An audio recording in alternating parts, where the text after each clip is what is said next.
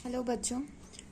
मेरे पास काफ़ी सारे क्वेश्चन आ रहे थे हमारे पास कि मैम मुझे ये बताइए कि क्रोमोसोम क्या होता है, क्रोमैटिन क्या होता है, क्रोमैटिड क्या होता है। अक्सर बच्चे क्या है ना कि हमेशा इन टॉपिक्स में फंस जाते हैं। जब तक हमें क्रोमोसोम समझ में आता है तब तक हम क्रोमैटिन भूल गए होते हैं, जब तक हमें क्रोमैटिन समझ में आता है तब तक हम क्रोमैटिड भूल चुके होते हैं। एंड देन फिर हमारे पास एक ये भी है कि जब डीएनए समझते हैं तो आरएनए भूल जाते हैं, आरएनए समझते हैं तो जीन भूल जाते हैं। ठीक है, तो बच्चों अगर आपके साथ भी ऐसा कुछ प्रॉब्लम होता है तो ये वीडियो सिर्फ और सिर्फ आपके लिए है। आप जब तक इसे फुल वॉच नहीं करेंगे, ध्यान से तसल्ली से अगर समझेंगे नहीं, समझने की कोशिश नहीं करेंगे, तो बिलीव मी आपको आज तो क्या कभी भी समझ में नहीं आने वाला। बिकॉज अगर आप सीरियस हैं तो आप ये वीडियो को पूरा फुल ही देखेंगे, क्योंकि जैसे ही आप कंप्लीट करेंगे इस वीडियो को तो आपको बहुत अच्छे से क्रिस्टल क्लियर हो जाएगा कि क्रोमोसोम क्या होता है, क्रोमैटिन क्या होता है। कभी जीवन में आप भूल नहीं पाएंगे, और कभी भी अगर किसी ने पूछा तो आप जो है वो इजीली बता देंगे कि chromosome, chromatin and chromatid, DNA, RNA, gene. बाकी रेस्ट चीज़ों पे बहुत बेसिक सा चीज़ बता रही हूँ मैं। ठीक है, तो स्टार्ट करते हैं। अभी से ज़्यादा कुछ नहीं बोलूँगी मैं। Okay, let's start. तो ये रहा। एक्चुअली होता क्या है ना बच्चों कि जब मैं बताने लगती हूँ ना, मेरे पास बहुत चीज़ें हैं बताने को, मतलब बहुत कुछ है। तो मुझे समझ में नहीं आता कि मैं उन सारी चीज़ों को कैसे बताऊं, और इतनी सारी चीज़ें हैं दिमाग में, तो उन सब चीज़ों को मैं बता तो देना चाहती हूँ, बट एट ए टाइम अगर मैं बता भी दूँ तो आप कुछ समझ नहीं पाएंगे। ठीक है, तो मैं वन बाय वन करके जो जितने भी बेसिक्स हैं उसको मैं सबसे पहले क्लियर करूँगी, एंड देन उसके बाद फिर हम लोग टॉपिक स्टार्ट करेंगे। ठीक है, तो अगर आप इस वीडियो में नए हैं या फिर इस चैनल पे नए आए हैं तो आप इस चैनल को पहले तो लाइक कर लें अगर आपको पसंद आता है तो।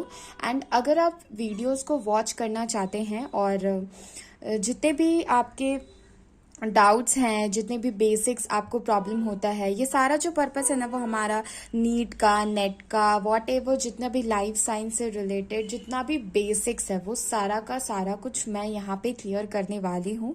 तो अगर आप भी इंटरेस्टेड हैं और आप चाहते हैं कि आपका भी बेसिक्स क्लियर हो तो आप इस वीडियो को वॉच करें। Okay, so let's start. हम लोग स्टार्ट करते हैं। तो ये जैसे हमारा सेल है, ठीक है। अब बहुत ध्यान से देखना, ये हमारा सेल है और इस सेल के अंदर हमारा न्यूक्लियस होता है। ठीक है, तो जो न्यूक्लियस होता है एंड न्यूक्लियस के अंदर जो है हमारा क्रोमोसोम पड़ा होता है। ठीक है, तो क्रोमोसोम ना डायरेक्टली नहीं होता, आप डायरेक्टली उसे पहले डीएनए मान लो। ठीक है, तो अब जो ये डीएनए है ये डीएनए का ही कंडेंस्ड फॉर्म है। ठीक है, अब फिर यहाँ पे एक और टर्म आ जाएगा, न्यूक्लियोसोम। ठीक है, तो मैं सब कुछ इस वीडियो में ही आपको क्लियर कर दूंगी। न्यूक्लियोसोम, ठीक है, न्यूक्लियोटाइड, न्यूक्लियोसाइड। ठीक है, ये सारा कुछ मैं क्लियर कर दूंगी, बहुत बेसिक सा चीज़ है एंड हमेशा फंस जाते हैं बच्चे। सो देखते हैं। तो जो ये हमारा सेल है एंड सेल तो हमें पता है ना कि सेल जो है वो टू टाइप्स के होते हैं। एक हमारा जो प्रिमिटिव सेल होता है उसको बोलते हैं हम प्रोकैरियोट्स, है ना। और एक और जो हमारा, जो हम लोग का जैसा सेल होता है वो होता है यूकैरियोट्स। ठीक है, तो आप इसे यूकैरियोट्स का सेल मान लो, और उसके अंदर का जो न्यूक्लियस होता है, अगर आपको सेल का डिटेल्स जाना तो वो आप दूसरी वीडियो में चेक कर लेना। अगर सेल के लेवल में चले जाएंगे तो फिर हम डीएनए और क्रोमोसोम लेवल नहीं समझ पाएंगे, हम लोग कंफ्यूज हो जाएंगे। ठीक है, तो अभी सेल लेवल पे नहीं चलते हैं, अभी हम लोग डीएनए आरएनए लेवल पे चलते हैं, उसे समझने की कोशिश करते हैं कि ये क्या है क्रोमोसोम। तो चलिए मैं आपको बताती हूँ। अब देखिए, ठीक है, तो अब सबसे पहले मैं आपको क्रोमैटिन बताती हूँ। तो ये जो क्रोमैटिन है ना, ये जैसे ये डीएनए है, इस डीएनए को आपने बाहर निकाला। ठीक है, तो अगर इसने आपने जब भी डीएनए बनाते हैं ना, यहाँ पे एक और चीज मैं क्लियर कर देती हूँ। डीएनए का जो फिगर होता है वो जनरली देखना बच्चे ऐसे बनाते हैं, मैं यहाँ बना के बताती हूँ। देखिए, ये ऐसा, ठीक है, और ऐसा कर देते हैं, नहीं। तो ये जो स्ट्रक्चर है ना हमारा डीएनए का, इट इज रॉन्ग। हम लोग यहाँ पे डिजाइन नहीं बना रहे हैं कि हमारा ऐसा है और ऐसा हमने बना दिया, ये सुंदर लग रहा है, नहीं।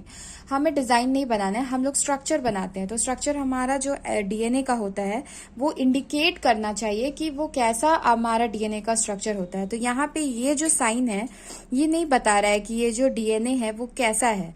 तो डीएनए हमारा एंटी पैरेलल होता है, इसलिए एंटी पैरेलल होता है तो ये फिगर हमारा इनकरेक्ट हो जाएगा। तो जो सही स्ट्रक्चर है वो डीएनए कुछ ऐसा है, देखिए। तो डीएनए का जो सही स्ट्रक्चर है वो एंटी पैरेलल होता है, तो वो कुछ इस तरीके से होता है। ठीक है, आपको दिख रहा होगा। तो हमारा जो डीएनए है वो इस तरीके से रहेगा, ठीक है, जिसमें आपका ये वाला जो पोर्शन है, ठीक है, जो आपका ये इंडिकेट करेगा कि ये जो डीएनए है इसमें डबल स्ट्रैंडेड होता है, तो ये हमारा एंटी पैरेलल होता है, ठीक है। तो DNA is double stranded and RNA is, तो यहाँ पे आपका देखिए डीएनए भी क्लियर हो रहा है, आरएनए भी क्लियर हो रहा है, लेकिन फिर भी हम लोग और डिटेल्स में चलेंगे, नो वरी अबाउट दैट। तो डीएनए हमारा डबल स्ट्रैंडेड होगा, एंटी पैरेलल होगा, आरएनए हमारा सिंगल स्ट्रैंडेड होगा, ओके। तो अब चलते हैं क्रोमैटिन की तरफ। तो ये देखिए, ये हमारा डीएनए है, ठीक है। अब हम लोग क्रोमैटिन की बात करें। अब डीएनए में ना ऐसा हिस्टोन प्रोटीन वगैरह लगा रहता है, ठीक है। तो जिस भी डीएनए में हमारा जिस भी डीएनए में अगर हिस्टोन प्रोटीन लगा है तो हम इसको बोल सकते हैं क्रोमैटिन। क्लियर? बिल्कुल भी कंफ्यूज नहीं होना है। अगर डीएनए में हिस्टोन प्रोटीन लगा है तो उस स्ट्रक्चर को हम बोलेंगे क्रोमैटिन। क्लियर? अब हम लोग चलते हैं क्रोमोसोम की तरफ। Okay, right, correct. देखते हैं कि ये जो डीएनए का फ्रैगमेंट्स है वो हिस्टोन प्रोटीन के साथ हमारा पैक्ड होता है, जो ऑक्टोमर फॉर्म्स में होता है, और ये जो फॉर्म बनता है वो न्यूक्लियोसोम बनता है, ठीक है। और इसी के कंटिन्यूअस चेन को हम क्रोमैटिन कहते हैं, ठीक है। मैं आपको स्ट्रक्चर फिगर वाइज समझाती हूँ। Let's proceed. तो ये देखिए, जैसे ये हमारा डीएनए है, ठीक है। तो ये हुआ हमारा डीएनए एंटी पैरेलल। अब हम लोग चलते हैं हिस्टोन प्रोटीन बना लेते हैं। तो ये जो हमने हिस्टोन प्रोटीन बनाया है, एक हमारा 2 हिस्टोन प्रोटीन रहता है। एक H1 हिस्टोन होता है, एक को हम H1 हिस्टोन कहते हैं, ठीक है, ठीक है। तो इसके बारे में डिटेल्स हम लोग नहीं देखते हैं। तो ये जो हमारा कोर हिस्टोन और H1 हिस्टोन है, तो ये हमारा, आप उसको ऐसे मान सकते हैं कि डीएनए हमारा हिस्टोन प्रोटीन के साथ कॉइल्ड किया हुआ है। और जैसे कि एक हिस्टोन प्रोटीन हमारा एक फ्रैगमेंट्स में, अगर हमारा हिस्टोन प्रोटीन पैक्ड है ऑक्टामर के फॉर्म में, तो इस एरिया को हम न्यूक्लियोसोम कहेंगे, ठीक है, न्यूक्लियोसोम। अब ये सेम न्यूक्लियोसोम जो है वो कंटिन्यूअसली कंडेंस्ड फॉर्म में है, मतलब ऐसा बना दिया गया, ठीक है। तो ये जो है ये हमारा कहलाएगा क्रोमैटिन, ठीक है, ये हमारा कहलाएगा क्रोमैटिन।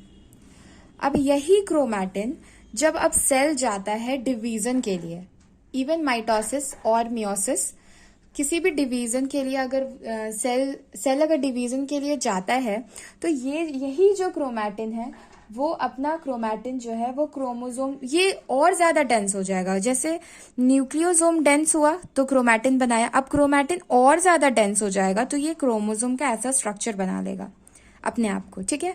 और इसी को हम लोग बोलेंगे क्रोमोसोम। अब ये जैसे ही क्रोमोसोम बनाता है ये अपना खुद का एक कॉपी रेडी कर लेता है, जिसको बोलते हैं क्रोमैटिड, ठीक है। और इसी को कह देते हैं सिस्टर क्रोमैटिड। तो आप ऐसा भी बोल सकते हैं कि क्रोमैटिन एक सिंगल क्रोमोसोम को कहते हैं, ठीक है। एंड जब वो अपनी कॉपी बना लेता है यानी प्लूरल फॉर्म में, तो हम उसे सिस्टर क्रोमैटिड्स भी बोल सकते हैं। तो यहाँ पे आपका क्रोमैटिन और क्रोमैटिड क्लियर है। फिर भी कोई डाउट्स है तो फिर भी आप मुझसे पूछ सकते हैं कमेंट सेक्शन में। एंड चलते हैं न्यूक्लियोटाइड और न्यूक्लियोसाइड के बारे में। न्यूक्लियोटाइड और न्यूक्लियोसाइड एक बहुत ही अलग टॉपिक है इस क्रोमोसोम से, तो उसका जो वीडियो है वो नेक्स्ट वीडियो आएगा, तो उसमें आप समझ लेना अगर आपको इसमें भी डाउट है तो। न्यूक्लियोसोम बताना जरूरी था इसलिए मैंने इसमें बताया, नहीं तो आपको समझ में नहीं आता।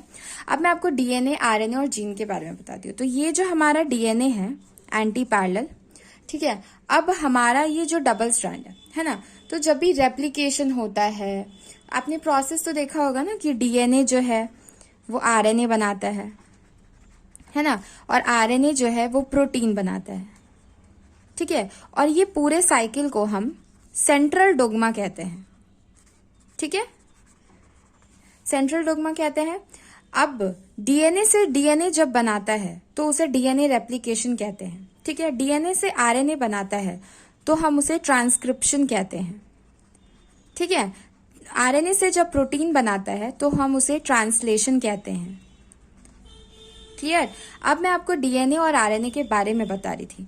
तो जैसे डीएनए हमारा डबल स्ट्रैंडेड है, तो कुछ एंजाइम्स आते हैं जो अपने ये जो डबल स्ट्रैंड है, उन डबल स्ट्रैंड को ना एक दूसरे से खींचते हैं, मतलब अलग करने की, डी अटैच करने की कोशिश करते हैं। तो सपोज दैट कोई एंजाइम आता है एंड उसका एंजाइम का नाम अभी मैं नहीं ले सकती, आप कंफ्यूज हो जाओगे, ठीक है। तो अभी आपको जो समझना है पहले वो समझो। डीएनए और आरएनए आपको समझना है कि डीएनए और आरएनए क्या होता है, पहले आप उसे समझते हैं, फिर एंजाइम पे आएंगे, क्लियर।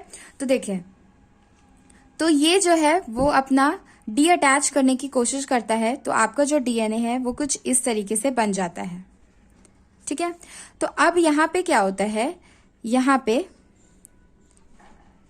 ये एक नया स्ट्रैंड बनाने की कोशिश करता है, क्लियर। तो ये इसको कहेंगे टेम्पलेट स्ट्रैंड, ठीक है। और ये जो हमारा बना रहा है, तो ये हमारी एक नई कॉपी बन रही है, न्यू कॉपी बन रही है। तो आप ऐसा कह सकते हैं कि डीएनए जो है वो डबल स्ट्रैंड को कहते हैं और आरएनए जो है वो सिंगल स्ट्रैंड को कहते हैं, आप ऐसा भी बोल सकते हैं, ठीक है। तो डीएनए डबल स्ट्रैंडेड का होता है एंड आरएनए सिंगल स्ट्रैंड का होता है।